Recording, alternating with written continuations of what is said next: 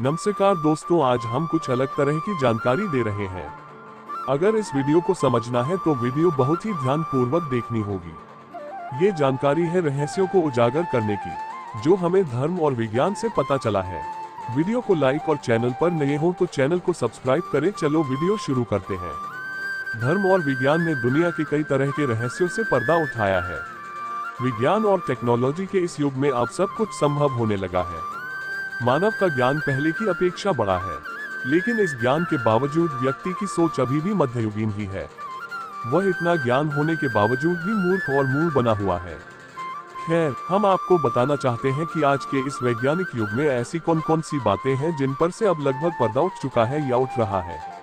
क्या आप उन बातों को जानकर अपनी सोच को नई दिशा देना चाहेंगे, या कि फिर से तर्क वितर्क के जाल में उलझकर आंखें बंद कर लेंगे? हम आपको सिर्फ आपके बारे में ये बताना चाहते हैं, ऐसी 12 रहस्यमयी बातें जिन्हें जानकर आप रह जाएंगे हैरान। विचारों से बनता भविष्य। भगवान बुद्ध कहते हैं कि आज आप जो भी है वह आपके पिछले विचारों का परिणाम है। विचार ही वस्तु बन जाते हैं। इसका सीधा सा मतलब यह है कि हम जैसा सोचते हैं वैसा ही भविष्य का निर्माण करते हैं। यही बात द सीक्रेट में भी कही गई है, और यही बात धम्मपद, गीता, जिन सूत्र और योग सूत्र में कही गई है। इसे आज का विज्ञान आकर्षण का नियम कहता है। संसार को हम पांचों इंद्रियों से ही जानते हैं और कोई दूसरा रास्ता नहीं। जो भी ग्रहण किया गया है उसका मन और मस्तिष्क पर गहरा प्रभाव पड़ता है। उस प्रभाव से ही चित्त निर्मित होता है और निरंतर परिवर्तित होने वाला होता है। इस चित्त को समझने से ही आपके जीवन का खेल आपको समझ में आने लगेगा। अधिकतर लोग अब इसे समझकर अच्छे स्थान, माहौल और लोगों के बीच रहने लगे हैं। वे अपनी सोच को बदलने के लिए ध्यान या पॉजिटिव मोटिवेशन की क्लासेस भी जाने लगे हैं। वैज्ञानिक कहते हैं कि मानव मस्तिष्क में 24 घंटे में लगभग 60,000 विचार आते हैं। उनमें से ज्यादातर नकारात्मक होते हैं। नकारात्मक विचारों का पलड़ा भारी है तो फिर भविष्य भी वैसा ही होगा, और यदि मिश्रित विचार हैं तो मिश्रित भविष्य होगा। अधिकतर लोग नकारात्मक फिल्में, सीरियल और गाने देखते रहते हैं। इससे उनका मन और मस्तिष्क वैसा ही निर्मित हो जाता है। वे गंदे या जासूसी उपन्यास पढ़कर भी वैसा ही सोचने लगते हैं। आजकल तो इंटरनेट है जहां हर तरह की नकारात्मक चीजें ढूंढी जा सकती हैं।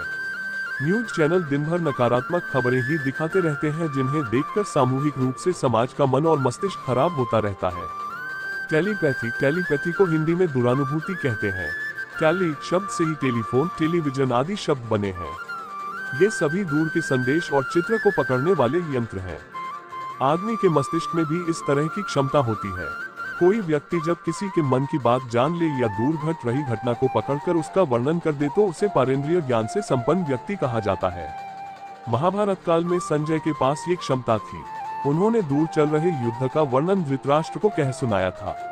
भविष्य का आभास कर लेना भी टेलीपैथिक विद्या के अंतर्गत ही आता है। किसी को देखकर उसके मन की बात भांप लेने की शक्ति हासिल करना तो बहुत ही आसान है। दरअसल टेलीपैथी दो व्यक्तियों के बीच विचारों और भावनाओं के आदान प्रदान को भी कहते हैं।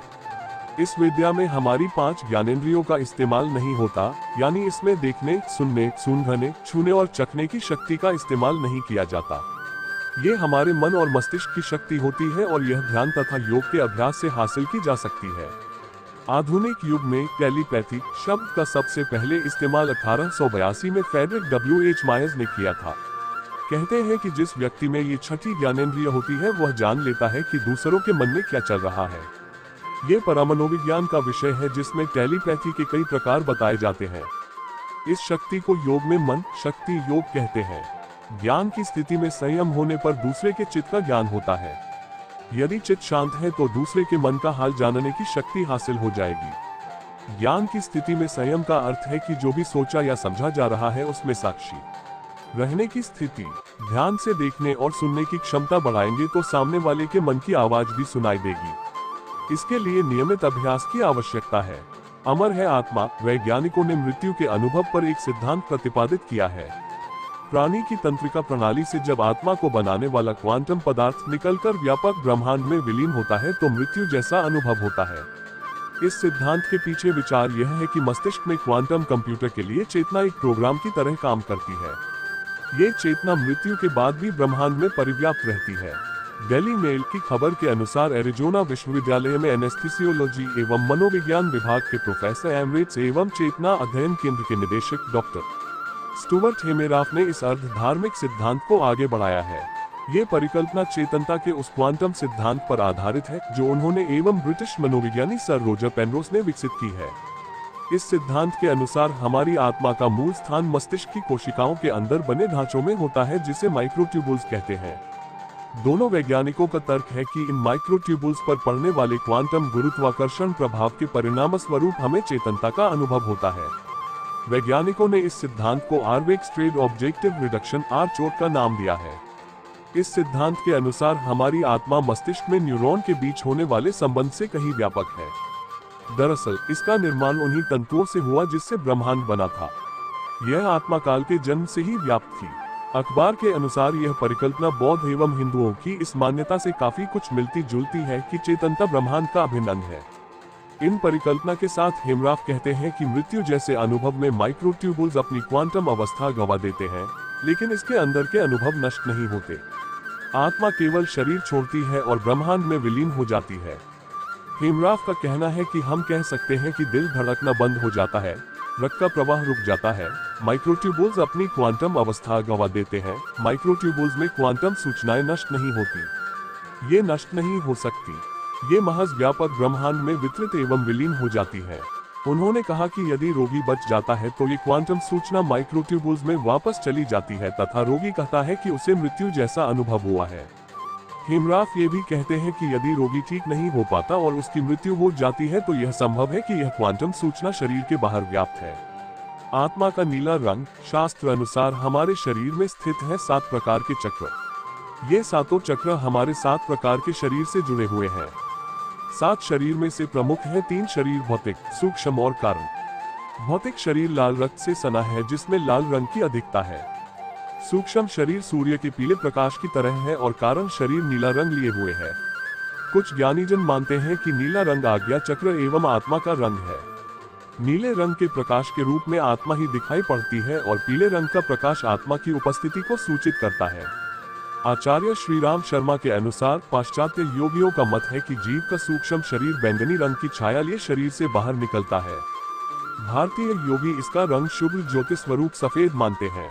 सम्मोहन विद्या भारतवर्ष की प्राचीनतम और सर्वश्रेष्ठ विद्या है। सम्मोहन विद्या को ही प्राचीन समय से प्राण विद्या या त्रिकाल विद्या के नाम से पुकारा जाता रहा है। अंग्रेजी में इसे हिप्नोटिज्म कहते हैं। सम्मोहन का अर्थ वशीकरण नहीं है। सम्मोहन व्यक्ति के मन की वह अवस्था है जिसमें उसका चेतन मन धीरे धीरे तंद्रा की अवस्था में चला जाता है और अर्धचेतन मन सम्मोहन की प्रक्रिया द्वारा निर्धारित कर दिया जाता है। साधारण नींद और सम्मोहन की नींद में अंतर होता है। वर्तमान में इस विद्या के माध्यम से व्यक्ति की मानसिक चिकित्सा ही नहीं की जाती बल्कि उसके व्यक्तित्व को भी निखारा जाता है। द्वितीय विश्व युद्ध में इसी विद्या द्वारा जापानी सेनाओं की पोजीशन जानी जा सकी थी। यह एक चमत्कारिक विद्या है। इस पर रशिया, जर्मन और अमेरिका में पहले भी बहुत रिसर्च हुए हैं। आधुनिक रूप से सम्मोहन 18वीं शताब्दी से प्रारंभ हुआ था। इसी विद्या का एक रूप है जिसे मेस्मेरिज्म कहा जाता है। इसे अर्ध विज्ञान के रूप में प्रतिष्ठित कराने का श्रेय ऑस्ट्रियावासी फ्रांस मेस्मर को है। हिप्नोटिज्म शब्द का आविष्कार 19वीं शताब्दी के डॉक्टर जेम्स ब्रैड ने की है। परा और अपरा विद्या। हिंदू धर्म ग्रंथों में 2 तरह की विद्याओं का उल्लेख किया गया है, परा और अपरा। ये परा और अपरा ही लौकिक और पारलौकिक कहलाती है। दुनिया में ऐसे कई संत या जादूगर हैं जो इन विद्याओं को किसी न किसी रूप में जानते हैं। वे इन विद्याओं के बल पर ही भूत भविष्य का वर्णन कर देते हैं और इसके बल पर ही वे जादू और टोना करने की शक्ति भी प्राप्त कर लेते हैं। ये परा और अपरा शक्ति 4 तरह से प्राप्त होती है: देवताओं द्वारा, योग साधना द्वारा, तंत्र मंत्र द्वारा और किसी चमत्कारिक औषधि या वस्तुओं द्वारा। परा विद्या के पूर्व अपरा विद्या का ज्ञान होना जरूरी है। परा विद्या एक चमत्कारिक विद्या है तो दूसरी ओर यह परमेश्वर को जानने का मार्ग भी है। जगत 3 स्तरों वाला है। एक स्थूल जगत जिसकी अनुभूति जागृत अवस्था में होती है, दूसरा सूक्ष्म जगत जिसका स्वप्न में अनुभव करते हैं तथा तीसरा कारण जगत जिसकी अनुभूति सुषुप्ति में होती है। इन तीनों स्तरों में जो व्यक्ति जागृत हो जाता है, साक्षी भाव में ठहर जाता है, वह परा और अपरा दोनों ही प्रकार की विद्याओं में पारंगत हो जाता है। 10 अपरा विद्याएं हैं: शिक्षा, कल्प, व्याकरण, निरुक्त, छंद, नक्षत्र, वास्तु, आयुर्वेद, वेद, कर्मकांड। अन्य जगहों पर इनके भाग अलग अलग हैं, जैसे 4 वेद और 6 वेदांग। गीता में पृथ्वी, जल, अग्नि, वायु, आकाश, मन, बुद्धि एवं अहंकार को अपरा शक्ति कहा गया है। इसको पूर्ण रूप से जान लेना वाला ही अपरा शक्ति संपन्न व्यक्ति होता है। परा विद्या, जिसमें जानने वाला और जाना जाने वाला अलग अलग नहीं होता, इसमें अपना ज्ञान है, ब्रह्म ज्ञान है। परा का अर्थ वह विद्या जो इस नश्वर ब्रह्मांड से परे का ज्ञान दे। परा विद्या तो ज्ञान की एक अलग प्रक्रिया का ही वर्णन है, जिसमें क्या क्या जाना जाता है ये प्रश्न ही नहीं उठता।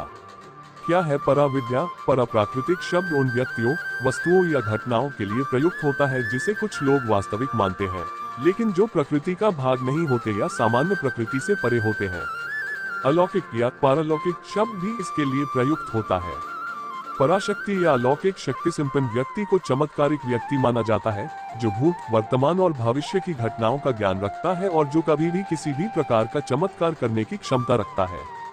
पेंडुलम डाओजिंग एक रहस्यमय विद्या, हमारे अवचेतन मन में वह शक्ति होती है कि हम एक ही पल में इस ब्रह्मांड में कहीं भी मौजूद किसी भी तरंग से संपर्क कर सकते हैं। सारा ब्रह्मांड तरंगों के माध्यम से एक दूसरे से जुड़ा हुआ है। उन तरंगों के माध्यम से हम जो जानना चाहते हैं या हमारे जो भी सवाल होते हैं, जैसे जमीन के अंदर पानी खोजना या खोई हुई चीजों को तलाशना, उससे हम डाओजिंग कहते हैं। डाओजिंग किसी भी छुपी हुई बात को खोजने वाली विद्या है। इसके लिए हम पेंडुलम या डाओजिंग रॉड का उपयोग करते हैं। इनमें से कोई यंत्र को हाथों से पकड़कर जब हम कोई सवाल करते हैं तो ये पेंडुलम अपने आप गति करने लगता है, जिसे हम निर्देश दे सकते हैं कि यदि जवाब सकारात्मक है तो सीधे हाथ की ओर गति करना है और जवाब यदि नकारात्मक है तो उल्टे हाथ की ओर गति करना है। जैसी मति वैसी गति। 3 अवस्थाएं हैं, जागृत, स्वप्न और सुषुप्ति। उक्त 3 तरह की अवस्थाओं के अलावा हमने और किसी प्रकार की अवस्था को नहीं जाना है। जगत 3 स्तरों वाला है। एक स्थूल जगत जिसकी अनुभूति जागृत अवस्था में होती है, दूसरा सूक्ष्म जगत जिसका स्वप्न में अनुभव करते हैं, तथा तीसरा कारण जगत जिसकी अनुभूति सुषुप्ति में होती है। उक्त तीनों अवस्थाओं में विचार और भाव निरंतर चलते रहते हैं। जो विचार धीरे धीरे जाने अनजाने दृढ़ होने लगते हैं वे धारणा का रूप धर लेते हैं। चित्त के लिए अभी कोई वैज्ञानिक शब्द नहीं है, लेकिन मान लीजिए कि आपका मन ही आपके लिए जिन बन जाता है और वह आपके बस में नहीं है, तब आप क्या करेंगे? धारणा बन गए विचार ही आपके स्वप्न का हिस्सा बन जाते हैं। आप जानते ही हैं कि स्वप्न तो स्वप्न ही होते हैं, उनका हकीकत से कोई वास्ता नहीं, फिर भी आप वहां उस काल्पनिक दुनिया में उपस्थित होते हैं। इसी तरह बचपन में यदि यह सीखा है कि आत्मा मरने के बाद स्वर्ग या नर्क जाती है और आज भी आप यही मानते हैं, तो आप निश्चित ही एक काल्पनिक स्वर्ग या नर्क में पहुंच जाएंगे। यदि आपके मन में ये धारणा बैठ गई है कि मरने के बाद व्यक्ति कब्र में ही लेटा रहता है, तो आपके साथ वैसा ही होगा। हर धर्म आपको एक अलग धारणा से ग्रसित कर देता है। हालांकि यह तो एक उदाहरण भर है। धर्म आपके चित्त को एक जगह बांधने के लिए निरंतर कुछ पढ़ने या प्रार्थना करने के लिए कहता है। वैज्ञानिकों ने आपके मस्तिष्क की सोच, कल्पना और आपके स्वप्न पर कई तरह के प्रयोग करके जाना है कि आप हजारों तरह की झूठी धारणाओं, भय, आशंकाओं आदि से ग्रसित रहते हैं, जो कि आपके जीवन के लिए जहर की तरह कार्य करते हैं। वैज्ञानिक कहते हैं कि भय के कारण नकारात्मक विचार बहुत तेजी से मस्तिष्क में घर बना लेते हैं और फिर इनको निकालना बहुत ही मुश्किल होता है। ऐसे जाने पूर्व जन्म को हमारा संपूर्ण जीवन स्मृति विस्मृति के चक्र में फंसा रहता है।